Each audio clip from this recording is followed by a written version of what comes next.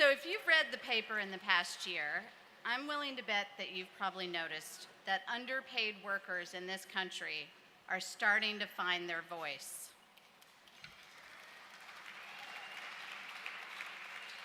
From Walmart workers to fast food workers here in New York City and in Detroit, and most recently, low-paid federal contract workers in DC, American workers are standing up and they are striking.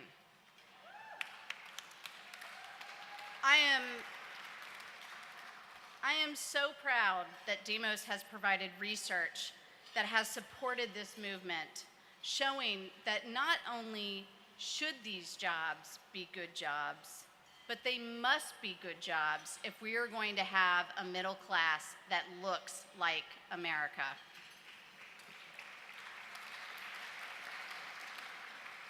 This is why I am truly honored to celebrate one of the labor movement's most inspirational and effective leaders, Mary Kay Henry, International President of the Service Employees International Union.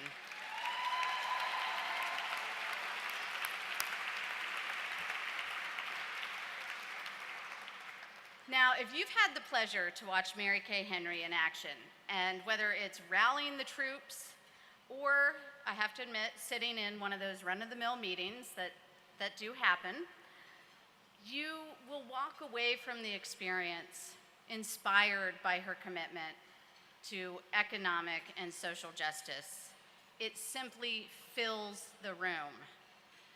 Mary Kay Henry was raised in suburban Detroit, and she really credits her passion for economic justice with her Roman Catholic faith.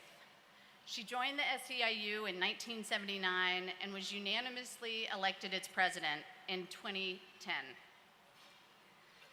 As president of North America's fastest growing union, Mary Kay embodies the Demos goal of an equal say in our democracy and an equal chance in our economy.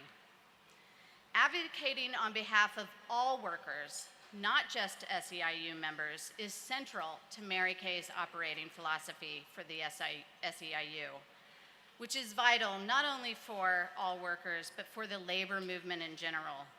It's why she has lent the union's support to the fast food worker strikes here in New York, because she knows that when one sector's workers are mistreated and disrespected, all workers suffer the consequences.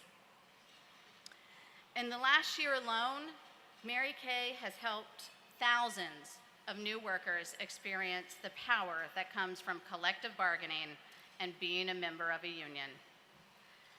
3,500 family child care workers in Massachusetts formed a union, SEIU Local 509, shortly after winning the right to collectively bargain with the state.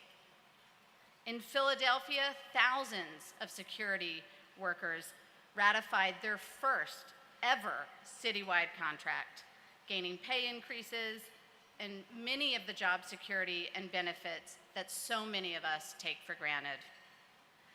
And most recently, this is a big one, home care workers in Minnesota won the right to collectively bargain, a huge victory for a workforce that has been excluded for so long from basic labor protections.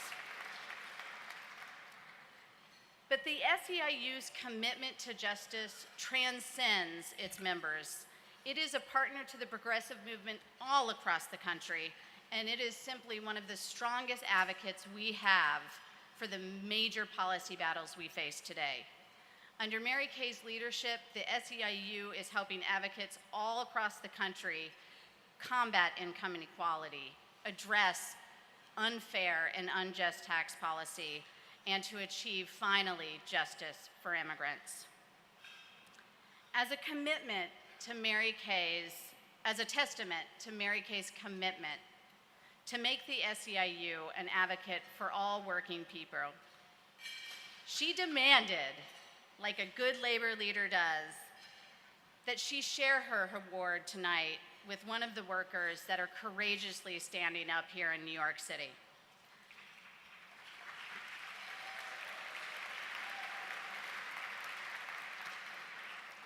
Gregory Reynoso delivers pizza for Domino's. and he is just one of the thousands of fast food workers who are going on strike here in New York to demand better pay, an end to wage theft, and representation on the job. Please join me in celebrating Mary Kay Henry and Gregory Reynoso for their efforts to transform America.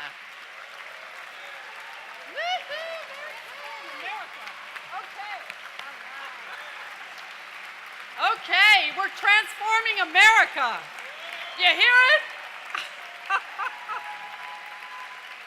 Thank you all very much. Thank you so much, Tammy. That was incredibly generous. And I see myself as accepting this award on behalf of the 2.1 million members in SEIU who have the courage to invest in an organization that thinks about how to strengthen our democracy and how to reinvent collective bargaining so we can get an economy that works for all. So I'm honored to accept this on their behalf. Thank you so much.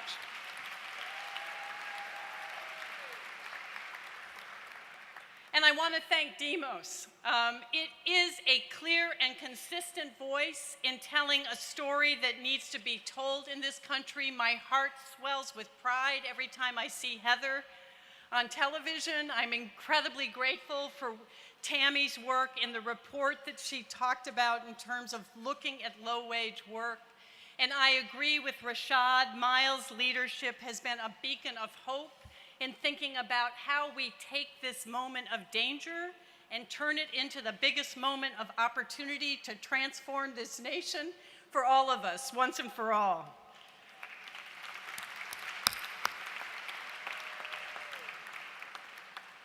But I also want to acknowledge the courage of two of our members that are here tonight that have been on strike in a nursing home in Connecticut. They are seated back at table 18, Sue Simone and Elaine Ewert. They helped build our union.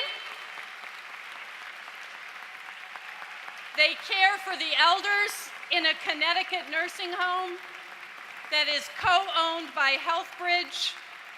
This employer declared bankruptcy in order to violate their contract, and they remain steadfast in their decision to stand together with courage and use the issue of a strike to raise up what's happening to service work in this country.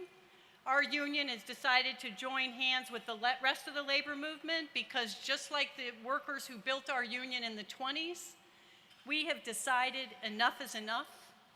28% of this economy is low-wage work with no benefits and no guaranteed hours, where people have incredible pride in what they do every day but cannot feed their families. And so we've decided to commit ourselves both to organizing in our union in the way that Tammy talked about, but also supporting leaders like Gregory Reynoso, who I'm happy to share this award with tonight.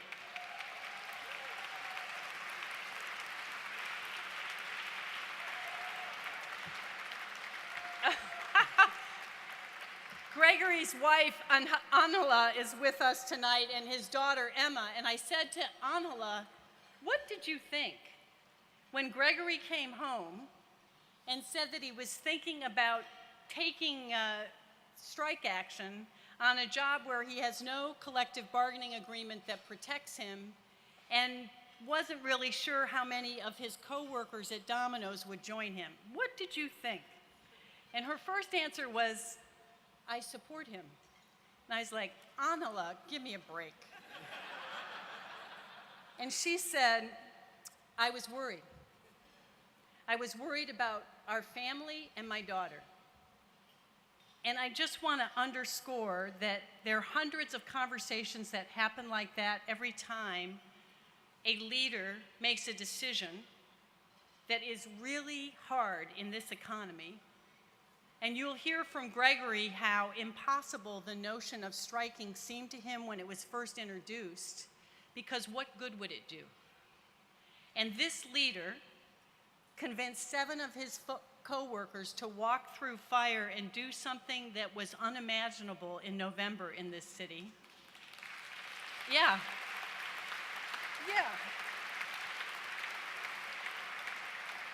And then just recently in April, he inspired 17 of his coworkers to join, so it's growing. That's a good thing. And today in Seattle, workers are striking thanks to the leadership of workers here in New York saying, enough is enough, we deserve better.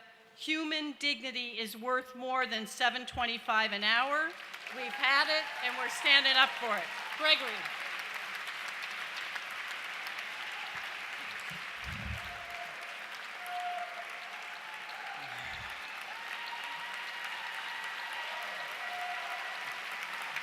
Thank you.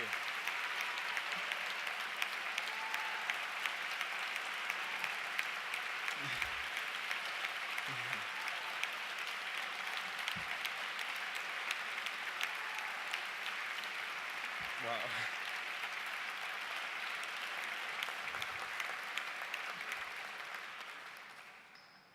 First, I want to thank God for letting me be here tonight. I want to thank Mary Kay, President of FDIU, and Demons for the amazing work helping people. My name is Gregory Reynoso. I work at Domino's Pizza in Brooklyn, New York. I live with my wife and my baby, who's 3 now. I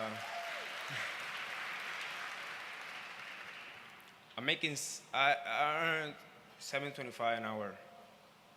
It's not enough for living and support a family in this city. So as a driver in Domino's Pizza, back on November 29, 2012, we decided, me and my coworkers, we decided to fight. We decided to fight for better benefits.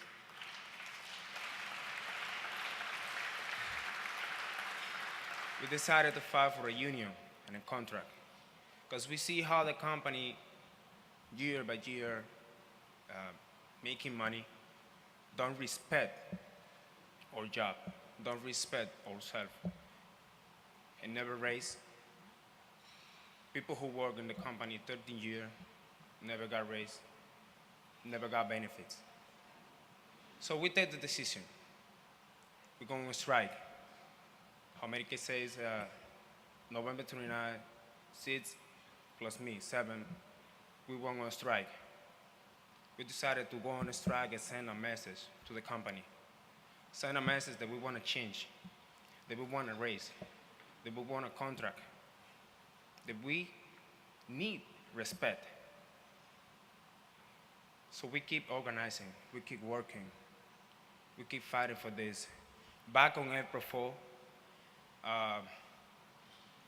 the amazing work of my organizers and Fast Food Forward and me, we inspired more people to participate in the strike, to join the union, to participate and say like, we're gonna fight for it. 18 of my coworkers, 17, 18 with me, we went on strike. We sent another message, a strong message to the company, telling that that's enough, that we want it. We want to change. And we're going to keep fighting. We're going to make 100 strike if we got to do it.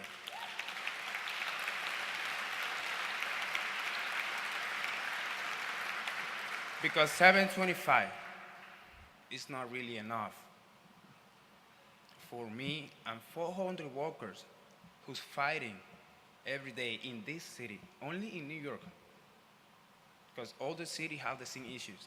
But in New York, 400 workers, the last strike, participated and sent a strong message to the fast food industry that we want to raise. Long time ago, we asking for a raise and we never get it. So we decided to fight for it. We don't gonna give up. We're gonna keep fighting for this race, for respect, for benefits. Growing up this city, the city that we love, and the country that we call home. This is our home, America.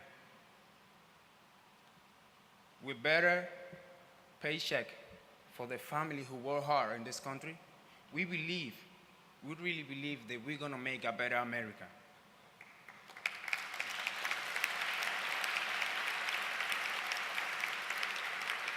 I wanna thank the organization, NYCC, ACIU, DMOS. It's amazing how